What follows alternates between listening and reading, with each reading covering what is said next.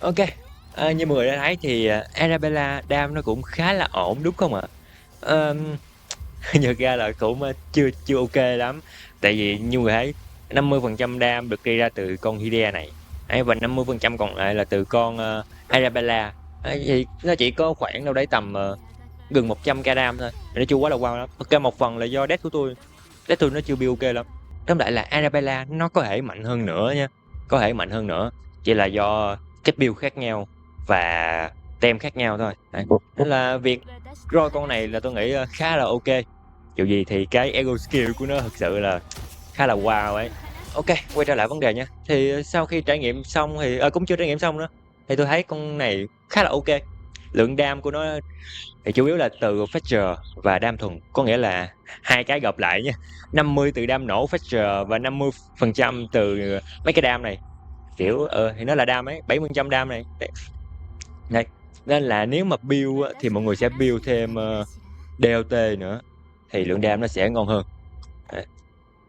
Chứ mọi người đừng có build Rich với Rich Dam không, phải có đam DLT nữa thì đam Arabella ra nó sẽ ngon hơn nhiều cơ. Về phần cạn thì chắc là tôi sẽ không nói gì thêm nhé, cái này chắc mọi người chắc là tôi cũng chả cần giải thích gì nhiều.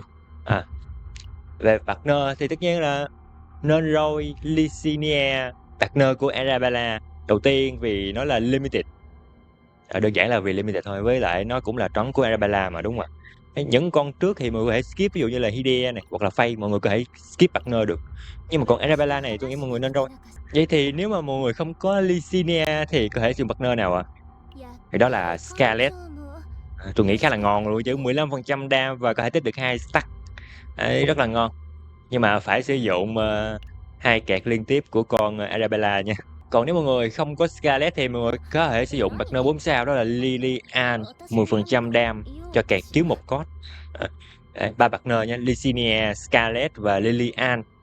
Còn Ritoka này là hai cốt trở lên nên là sẽ không sử dụng. Còn về phần memory, tất nhiên là mọi người sẽ sử dụng memory bộ mới. Sandunia Thorn, đam phát trợ các kiểu bla bla bla. Max là 2500, max là 2 stack.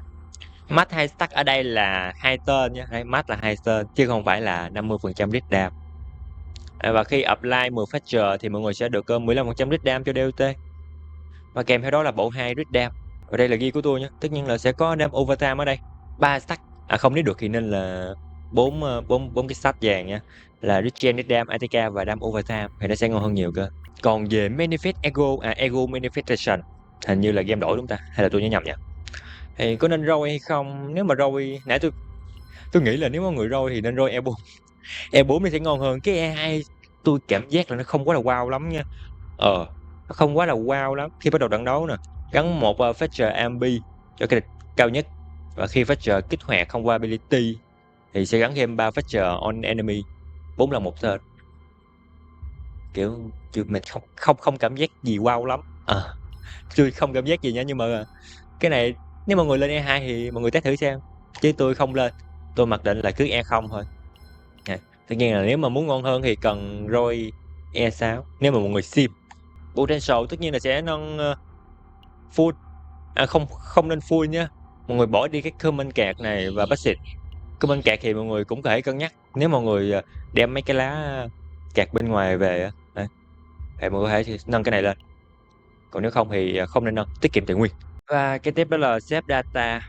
Thì tất nhiên là nếu mà mọi người muốn ngon thì súng mực, chắc chắn phải là súng mực rồi, 18% ATK. Còn cái này sẽ là regen, mọi người đi chaos 4 nhé. Mọi người vào simulation, cái này tôi hướng dẫn cho những ai chưa biết nhé, newbie.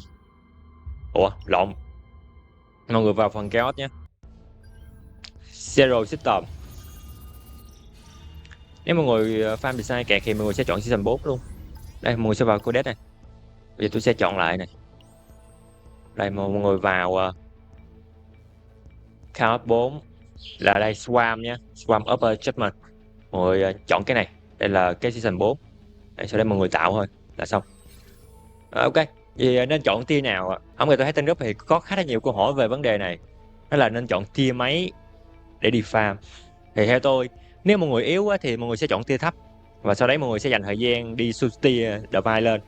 Còn nếu mọi người mạnh rồi thì tất nhiên là tier 15. Tại vì sao ạ? Phòng trường hợp là đờ vai cả lá mọi người muốn thì mọi người sẽ đỡ tốn thời gian để đi Susti các kiểu. Đấy, tôi sẽ chọn tier 15, sẽ bật Nama lên và đi thôi, là tier 16 thì nó sẽ ngon hơn.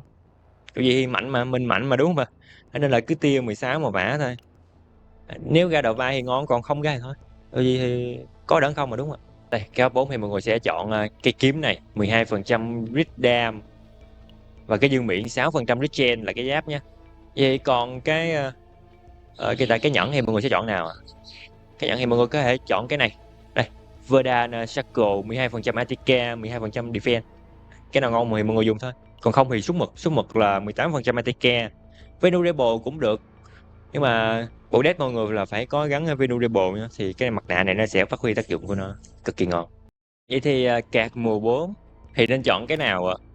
Thì tất nhiên là mọi người sẽ chọn cái này rồi. Như là Severity, không biết đúng hay không nha. Thì mọi người sẽ cộng thêm dam, 40% dam cho mỗi debuff khác nhau. Harmful là debuff á. Đấy, mỗi loại debuff khác nhau. Max là 120, có nghĩa là 3 debuff khác nhau. Thì cái gì mọi người cũng sẽ được 3 debuff khác nhau thôi. Một là Fetcher này, hai là Fetcher MB, ba là Vitorusin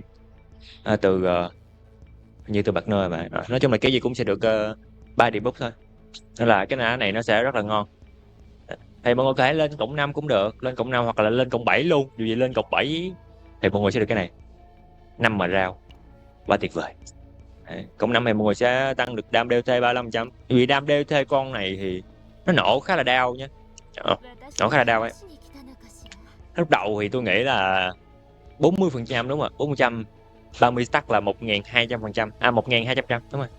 Nhưng mà không nhá, lúc mà mọi người vô trận thì nó vượt qua con số 1200, có thể lên được 3000 luôn nha. Vì bộ deck nào mới là bộ deck tối ưu nhất, thì dù gì con này cũng chỉ mới ra một ngày thôi, nên là bộ deck tối ưu nhất là tôi nghĩ là chưa có đâu. Mọi người sẽ đợi tầm 2-3 ngày đấy, với lại nó cũng tùy tem nữa mà. Thì đây là hai bộ deck mà tôi tổng hợp được nha. Đây, Copy Holo, nó giống như cái deck mùi 350 crystal. Thì bộ deck này cũng được sử dụng trong Red Rift luôn, nhưng mà nó sẽ có design card. Đấy, mọi người có thể dùng deck này được. Theo tôi thấy thì mọi người có thể dùng deck này ở bên ngoài được nha. Đấy, tower cái kiểu khá là ok. Còn cái deck này là deck tôi đang sử dụng, giảm cost, sanity giảm cost, thì cũng khá là ổn. Nói chung là ổn. Còn deck thứ ba thì chưa có, hiện tại thì chỉ mới 2 deck thôi. Thì tôi cũng đang trong quá trình test thêm nhiều deck khác để xem như thế nào nha. Đấy, tóm lại là Arabella thì dùng khá là ngon. Nếu mọi người muốn mạnh thêm thì mọi người sẽ cần những con support ngon hơn. Những cái card là dai, ví dụ như là Revenge Hunt, giảm Fortitude các kiểu bla bla bla, thì đam của Arabella nó sẽ ngon hơn nữa.